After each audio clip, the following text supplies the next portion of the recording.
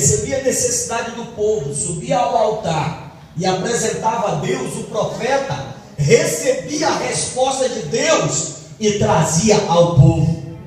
Então aí está uma grande diferença. Enquanto o pai de Ezequiel o queria como sacerdote, Deus o queria como profeta. Então, se não houvesse quebrantamento da parte de Ezequiel, ele não seria o homem que foi para a sua época. Querer ser uma bênção, irmãos, é um desejo comum no meio do povo de Deus, em qualquer lugar, em qualquer igreja. Agora, ser uma bênção é necessário quebrantamento, porque a Bíblia diz que Deus só exalta aqueles que se humilham na sua presença, e Ele ao seu tempo o exaltará. Amém? A terceira coisa que eu vejo, amados irmãos, que sustenta a vida do crente é, além do quebrantamento, além da palavra, é uma vida de oração. A oração é que nos aproxima de Deus, e não a oração somente do pedir, embora que a Bíblia diz pedir e dar-se-vos-á, mas a oração da adoração, a oração aquela que nós fazemos do recôndito da nossa alma. E o terceiro, a consagração através do jejum, quando nós quebrantamos a nossa carne e permitimos que o nosso espírito sobrepuje sobre a nossa carne e nos leve até as mansões, as moradas celestiais. Mas eu acredito que isso está acontecendo aqui, amados, porque desde que eu entrei aqui, não estou falando isso para arrancar aplausos, nem para fazer média com o pastor Francisco. Eu não preciso disso. Eu estou falando daquilo que realmente eu senti. Quando eu estava passando aqui na frente, procurando um lugar para estacionar, os irmãos estavam louvando, a igreja estava louvando, e eu comecei a me arrupiar dentro do carro. E eu senti que Deus tem algo profundo neste propósito através de vocês.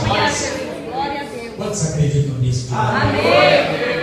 Coloque a mão pelo menos no ombro de duas pessoas que estejam mais próximas de você e diga para ele: Deus tem um propósito através da sua vida. Amém? Querido e amados irmãos, eu quero fazer uso da palavra de Deus em Filipenses, capítulo de número 4, uma vez que estaremos falando de uma festa. Ninguém faz festa triste, ninguém faz festa contrariada. Não existe coisa pior na vida de alguma pessoa é fazer uma festa contrariada. Você não dá conta de sorrir, você não recebe Deus convidados, mas festa no Senhor é a melhor festa que existe na terra. Essa é a única festa que não termina na delegacia, que não termina com polícia na porta, porque aqui a ordem e decência, porque Jeová Jireh está aqui para prover todas as necessidades. Aleluia! Portanto, eu quero fazer uso desse texto aqui do apóstolo Paulo, escrevendo aos Filipenses, capítulo 4 e versículo 4, somente o versículo 4, que diz: alegrai-vos sempre no Senhor. Mais uma vez vos digo, alegrai. Glória a Deus. Amém? Já louvamos aqui que em qualquer circunstância devemos louvar ao Senhor. Curve a sua cabeça por um momento. Querido Deus e Pai, não a nós, Senhor, mas a Ti seja tributado toda a honra, todo o louvor, toda a glória. Queremos Te suplicar a Tua misericórdia, a Tua bondade, mas principalmente a Tua unção, e que cada palavra que saia, Senhor, dos meus lábios não sejam minhas, mas sejam orientadas pelo Teu Espírito. Este é o motivo pelo qual nós estamos aqui. No nome de Jesus. Amém.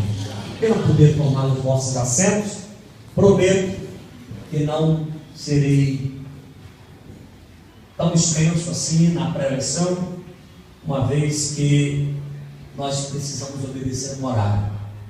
O povo de Deus é um povo ordeiro. Amém, queridos? O povo de Deus é um povo que não dá trabalho a ninguém, a não ser ao inferno. Amém? É o único povo que dá trabalho ao inferno, é o povo de Deus. Porque o inimigo tenta tirar dos nossos lábios o louvor e não consegue. Todos os dias você vence, todos os dias você está aí vencendo. Mas, meus queridos, o tema para este evento, que começa hoje, eu não sei quantos dias os amados estarão aqui buscando, aprendendo, ouvindo preleções, ouvindo louvores a respeito do Pentecostes. Eu quero tomar aqui como base alguma coisa relacionada, porque Paulo diz aos crentes de Filipenses, aos crentes da província de Filipe, melhor dizendo, porque eles deveriam se alegrar no Senhor, e ele ainda confirma, ele enfatiza dizendo, mais uma vez vos digo, alegrai-vos no Senhor. É muito fácil, amados irmãos, nos alegrarmos quando tudo vai bem. Vale ressaltar que nós estamos vivendo no meio de uma geração de adoradores divididas pelo menos em 3 classes. E isso tem muito a ver, amados irmãos, com o que nós vimos no Antigo Testamento, baseado no tabernáculo, baseado no lugar onde se deveria adorar. Havia um lugar chamado átrio exterior. É aquele tipo de adorador, amados irmãos, que ele quer ser abençoado, ele quer ser uma bênção, ele quer ver as coisas dele prosperar, mas ele não quer compromisso com a igreja, ele não quer compromisso com a obra do Senhor. Ele está sempre no átrio exterior. Ninguém nunca pode contar com ele. Mas esse tipo de crente só tem lá onde eu estou pastoreando. Aqui não tem não. Aleluia! Só tem lá, né? E a segunda classe de adoradores, amados, dos dias que nós estamos vivendo, são aqueles que até entram no lugar santo. E esses simbolizam aqueles que até são abençoados. Mas na hora que o pastor, que a pastora, que os levitas precisam deles para alguma coisa, eles estão sempre com o dedinho assim, olha. Parece que tem um motorzinho no dedinho deles. Nunca se pode contar com eles.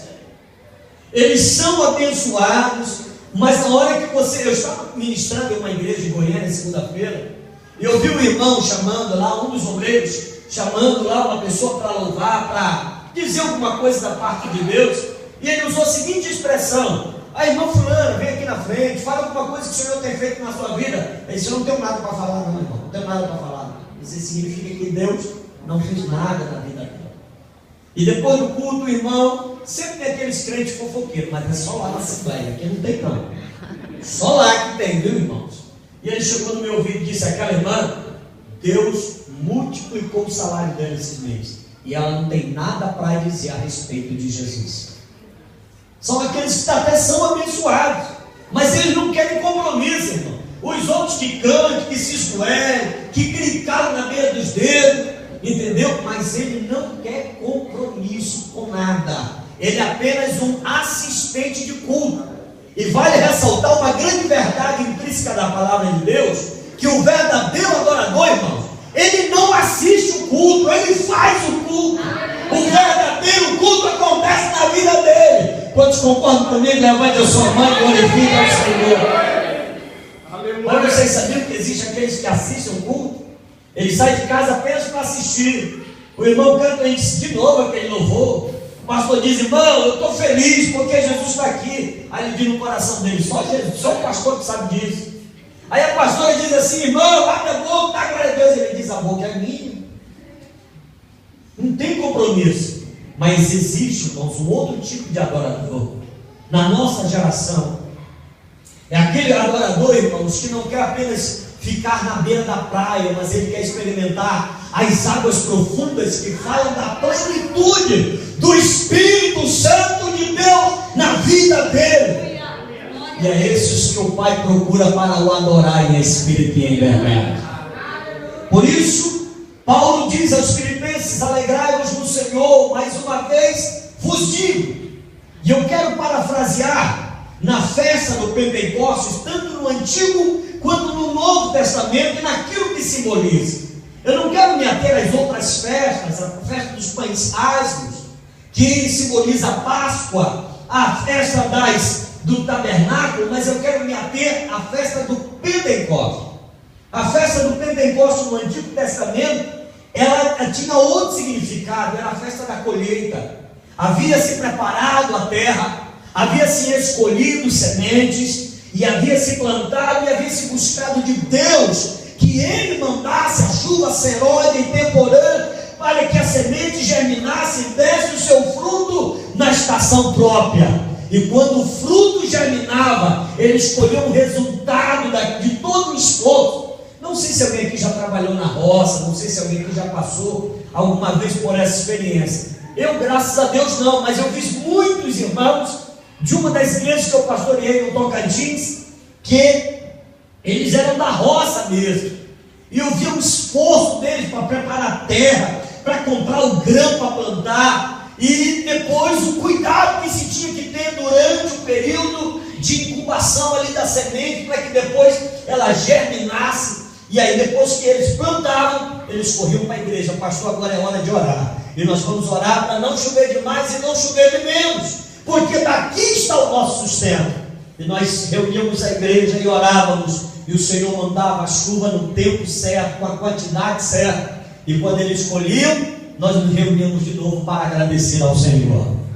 A festa do Pentecostes no Antigo Testamento, amados, traz uma simbologia muito profunda para nós, que eu quero trazer para os nossos dias. É o primeiro estágio do Pentecostes na vida daquele que quer experimentar o Pentecostes de Deus na sua vida e levar para a sua casa. Primeiro, você tem que preparar a terra. Ninguém recebe o Espírito Santo de qualquer jeito. Eu estava em uma campanha como essa, amados irmãos, há muitos anos, em uma das nossas igrejas, e eu me lembro que um dos nossos preletores, um missionário do Equador, chegou com uma irmã e disse: você quer ser batizado com o Espírito Santo? Ela disse: se Deus quiser. Irmão, claro que Ele quer batizar, porque essa é promessa para os seus filhos. Quem é filho de Deus aqui? Então essa promessa não é só para o pastor Francisco, não é só para o pastor Joel, não é só para a pastora, essa promessa também é para você. Mas existem igrejas que são assim, irmãos. Estão, parece aquele tetraplégico à beira do tanque de Betesda, que quando Jesus chega perto dele, pergunta para ele se ele queria ser curado. Ele começa a mostrar as dificuldades dele ser curado. Todas as vezes que o anjo desce, mexe a água, sempre alguém chega primeiro e mexe as águas, e eu fico, entra nas águas e eu fico aqui. Vocês sabiam que tem crente assim? O Senhor quer abençoar ele, o Senhor quer fazê-lo prosperar, o Senhor quer mudar a sua história, o Senhor quer mudar a sua vida, o Senhor quer mudar a sua família, mas ele está lá: se o Senhor quiser, Ele vai fazer, Ele quer fazer. Agora, muitas das vezes, o único impedimento somos nós mesmos. E quando eu olho para essa palavra, amados irmãos, a primeira coisa que o Espírito de Deus colocou no meu coração: prepare a terra. Diga comigo: prepare a terra. Prepare a terra. Agora eu vou dizer para você: a terra é a sua própria vida. Não se recebe o Pentecostes de qualquer jeito. Já foi falado aqui por uma de nossas levitas, que quando nós liberamos perdão, o Senhor tira o fardo de nós. E eu tenho uma irmã que congrega comigo, irmãos, que ela é uma bênção. Ela está na igreja, ela é uma bênção, mas ela sai de lá, se mexer no jardim da igreja, ela briga, ela xinga, ela quer chamar a polícia. Como é que recebe o Pentecostes desse jeito? Mas é só lá, viu, irmãos? É só lá que tem crente assim. Aqui não tem não. Viu, irmãos? E ela é uma bênção. Que agora eu passei na igreja com a minha esposa, que estão lá na reunião de mulheres. Eu disse: minha filha, já estou indo. Ela: Deus te abençoe, vamos ficar aqui orando para que Deus seja contigo. Eu digo: amém. E ela estava lá zangada, irmãos, porque quebraram uma plantinha do jardim da igreja. Ela cuida do jardim da igreja, mas ela tem esse problema. Eu disse: irmã, a senhora é igual uma BMW. Ela disse: por quê, pastor? Porque o seu motor de paciência vai de 0 a 100 em menos de 5 minutos. Ela está alegre, satisfeita na presença de Deus, mas contrariou ela já quer brigar, quer puxar o facão. Mas é só lá que tem gente assim. Significa o que, irmãos? Essa pessoa dificilmente vai dar lugar ao Espírito Santo, porque ele é sensível. Então, meus amados, a primeira coisa que eu entendo, para que haja uma boa colheita, no Pentecoste na minha vida, eu preciso preparar a minha terra. Desculpe, amados, que eu estava